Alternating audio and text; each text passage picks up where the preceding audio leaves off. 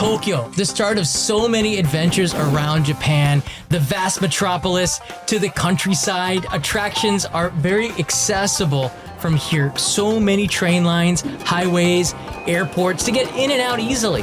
Perfect for casual to hardcore adventurists, digital nomads and professionals, backpackers and honeymooners. Everyone. I'm John Daub of Only in Japan, joined by Matt Alt, Pure Invention, How Japan Made the Modern World, and a Japanese-based reporter here. Pleasure to be here. And we're here to talk about Tokyo and the destination experience from the metropolis. Yes, we are. So, Tokyo is about so much more than the 23 wards that make up the metropolitan area. Everybody knows Shibuya and Shinjuku and Tokyo Station, and they're great. But I want to talk a little bit about getting outside of the urban center. Why is Tokyo such a great travel hub? I think the answer is really simple. It's just all of the different travel options you have coming in and out of the city. But plus all of those train lines that you have, the highways in and out of the city going to all directions. I think all roads lead to Tokyo, don't they? Yeah, you know, it literally in Japanese tradition and culture, the distances all over Japan are measured from the heart of Tokyo. So really, that makes Tokyo the heart of Japan in a lot of ways. It does seem a little bit overwhelming. Have you ever looked at a map of Tokyo's transportation, like all of them? I remember the first time I came here, it looks like a spider web. And I was thinking to myself, how the heck am I going to figure this out? But it's actually really quite logical. And once you get used to it, it is so useful to have those maps to guide you around. Oh, indeed. It's really convenient to access Tokyo and the surrounding areas. The rail network, that's one thing that took a little bit of time. When I first got here, it was really confusing and very intimidating. But now with the IC cards, it's very easy just to tap and get onto a train and get to your destination. And the more you take it, the more you kind of figure it out. Even changing trains is not as hard as people would assume. Oh, definitely. One of the other things that makes Tokyo such an amazing travel hub are the options for hotels. Yes, there are hotels all over Tokyo and more going up all the time. One of the things I love best about Tokyo is how safe the city is. Even late at night, you don't have to worry about going to your hotel or walking around the city almost anywhere. That's one of the things I think that sets Tokyo tourism apart from visiting major cities in other parts of the world is that safety level. Not to mention the cleanliness of the city as well. Oh, absolutely. I think when you comes down to safety, that's certainly a point for a lot of people who are traveling in these days in particular. I think also it hits every single kind of budget as well, doesn't it? From the manga cafes and the capsule hotels, which are just a couple of thousand yen, to all the way the 5-star luxury hotels where you can spend an arm and a leg or your fortune there. I've actually stayed at almost every type of destination in Tokyo and outside of the city as well. And I love the cheap places. You can meet people and their cultural experiences in their own rights, like the capsule hotels. They don't really have those in other places. And then it goes without saying at the higher end, you get a level of hospitality that's really unparalleled. So you can experience the whole thing. Yeah, that omotenashi spirit, that feeling of hospitality that welcomes you when you come to visit Japan is second to none when it comes to travel destinations around the world. Tokyo as a hub also offers endless opportunities, endless options for entertainment, food, nightlife, all sorts of things, right? Yeah, definitely. And it's open 24 hours as well. You can do, even if you're jet lagged, even if you're getting in here super early in the morning or super late at night, you can always find something to do. Whether you're going to see early morning tuna auctions or morning sumo practices. At night, there's night cruises, video game centers, snack bars, and who can forget the 3 a.m. ramen? Oh, I need that. I need that for sure. Those ramen shops are open sometimes for breakfast, aren't they? Yes, I have had breakfast ramen on more than a few occasions. Tokyo is more than just a city. It's one of Japan's 47 prefectures. It's a massive metropolitan area that includes mountains to the west and islands far out into the Pacific. Have you ever been to the islands, Matt? I haven't been as much as I'd like. What I usually do when I want to have some recreation is to head out to the west, out to the mountains, out near Tama and places like that. It's a perfect getaway, and it's right along the Chuo line, the central line running through Tokyo. So you can just shoot straight out there. Yeah, that Chuo line is really convenient to getting out of there. Yes. There's also highways, very easy to drive out to the Tama region. And again, just to reiterate, That's Tokyo. That's Tokyo. That's actually That's Tokyo. And there aren't a lot of tourists, international tourists, that make their way out to that area. That's right. If you want to say you've been to Tokyo, you have to go to those islands too. They're part of it.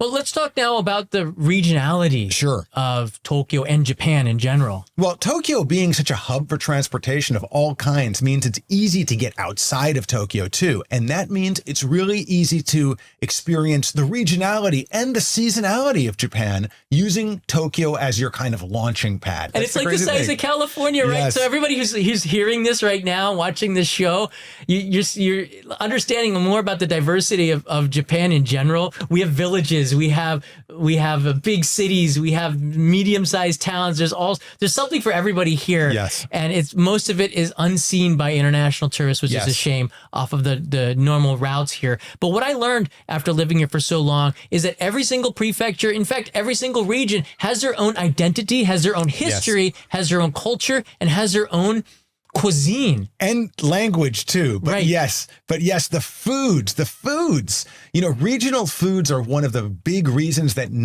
local Japanese people travel, because they want to have these different kinds of cuisines around. But you can enjoy it too as a foreign tourist here or as a digital nomad or whatever.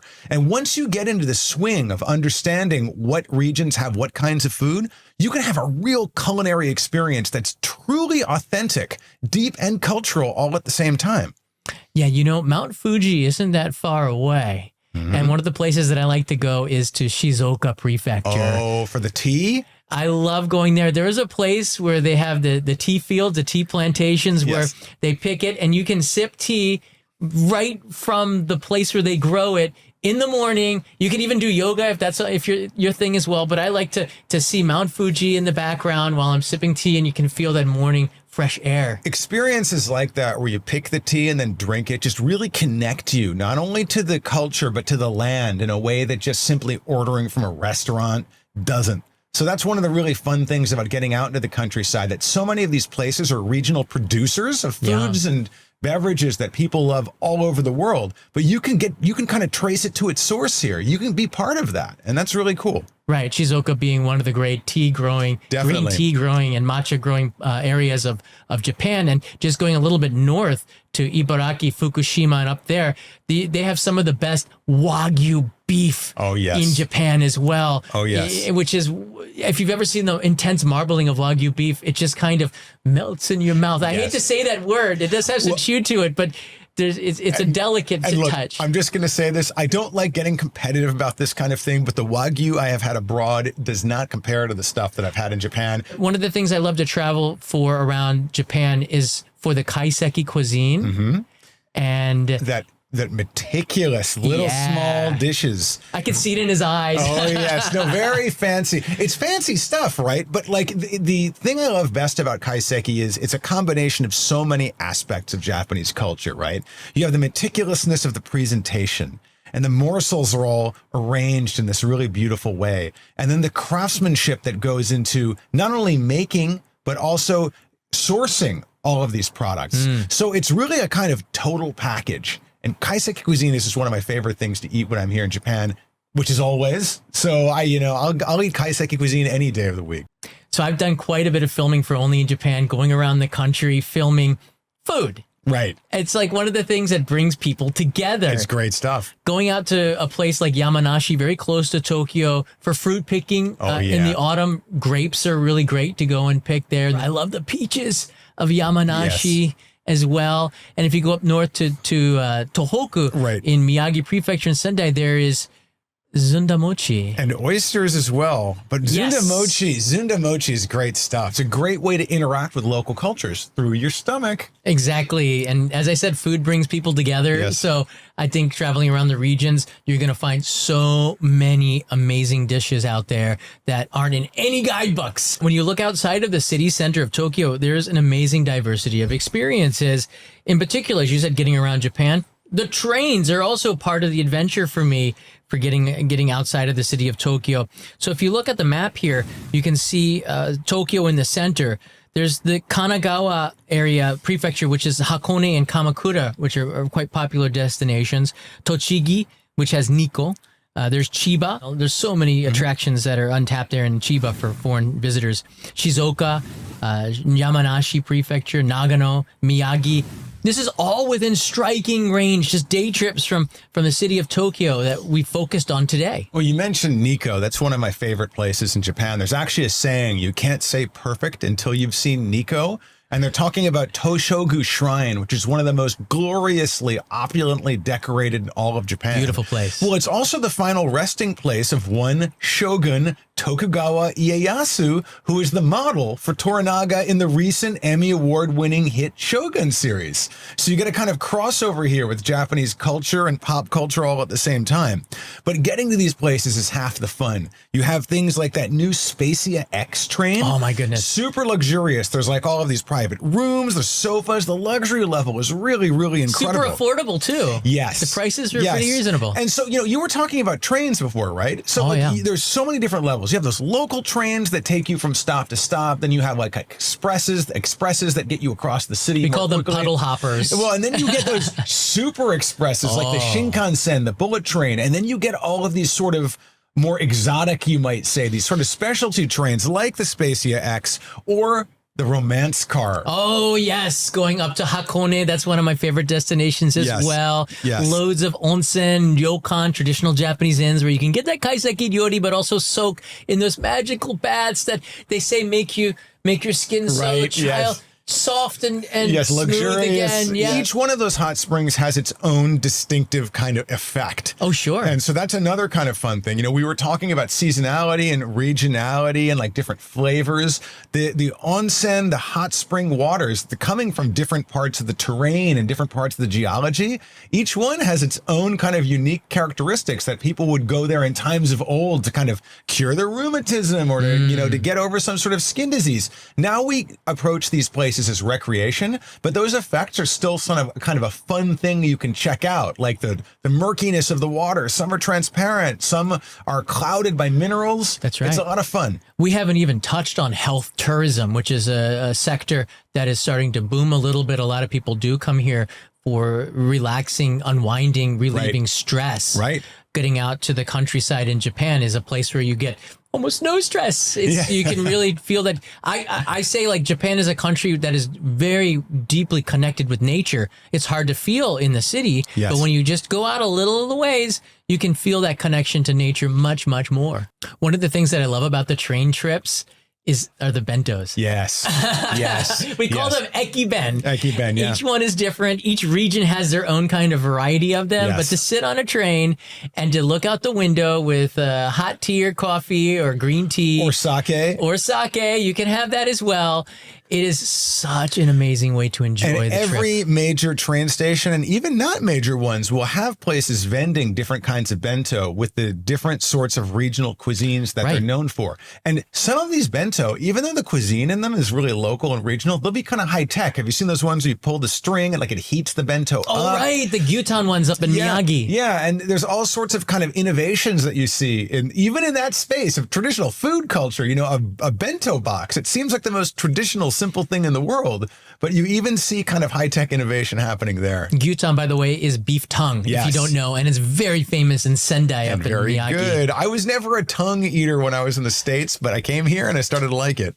One of my favorite places to go on a day trip outside of Tokyo is Kamakura. It's just a little bit south of here, maybe 45 minutes from downtown, but it feels like another world. It used to be the capital of Japan a long time ago, and it has this beautiful giant Buddha statue. There are sections of Kamakura that feel untouched from hundreds of years ago. And as an added bonus, it's really near Enoshima, a little island off the coast with a lighthouse on it and lots of hiking trails. That's another fun thing you can do. That's a visit even in and of itself that you could do, or you could stay overnight and do both. There's lots of things you can do in that area. Wonderful views from Enoshima across the water to Mount Fuji in the distance. Yes. If the weather permits. It's quite an experience. And great seafood. Yes, out there in Kamakura, very, very well known for its seafood. One of the places that I like to go to in Tokyo, and a lot of residents do, is in the Tama region called Mount Takao. Oh, yes. Michelin-starred mountain. Yeah, maybe that's good. We'll talk about that in a second, but it's also the most climbed mountain in the world. Yes. There's courses that for any level, but it's in particular well-suited for beginners. And there's even a cable car that will get you most of the way to the top.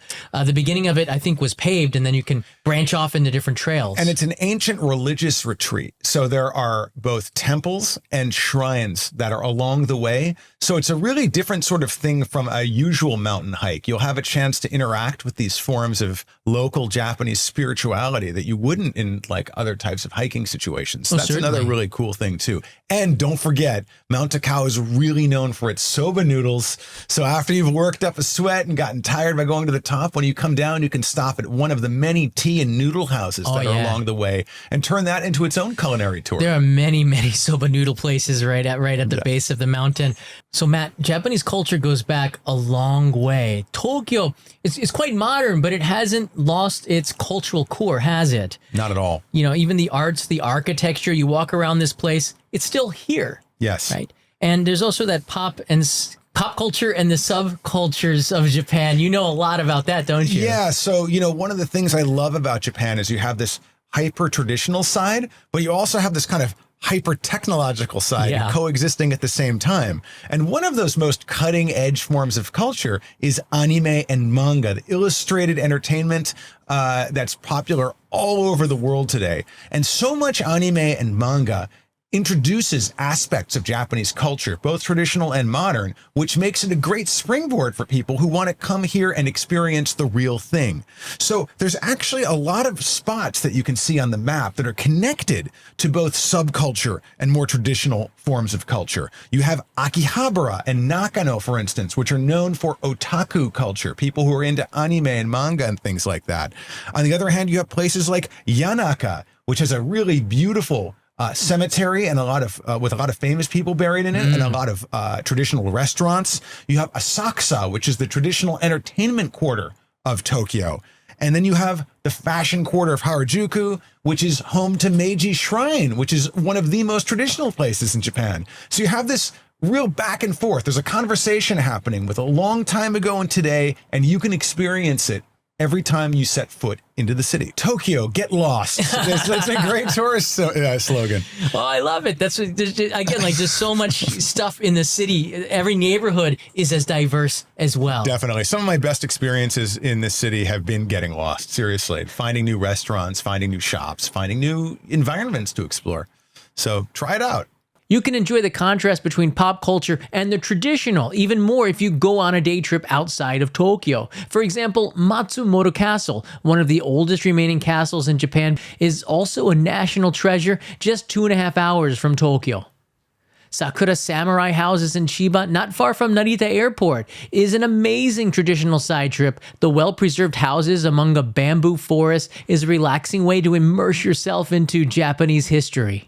Yeah, more and more people are coming to Japan, and it just seems like the city of Tokyo is just waiting. It's elastic. It's ready for that. Well, it's the main entry port for so many people here. So there's so many options for visitors here. So it makes a lot of sense. There's a lot of reasons to stay in Tokyo, and you don't have to leave the boundaries of Tokyo to have a great time. But leave your bags at your hotel here. It's just Tokyo to me is a springboard. It's a springboard for exploring all sorts of neighborhoods in the city, but it's also a springboard for exploring all of Japan because it's a major rail hub. You have all sorts of bullet trains, you have all sorts of express trains, literally spider webbing all of Japan, and they all begin here.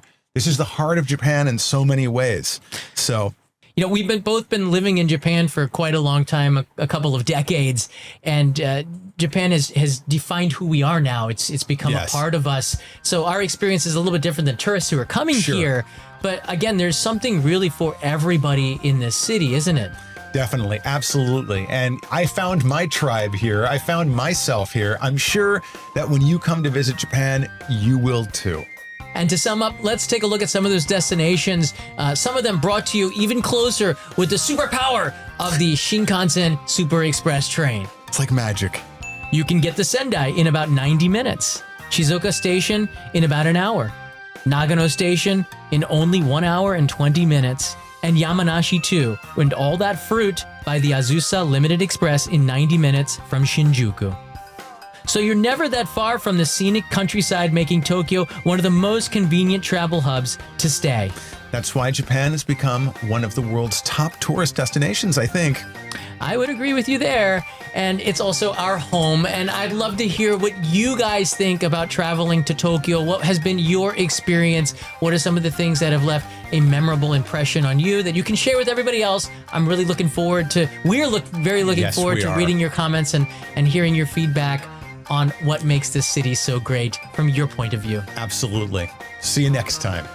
Mata ne.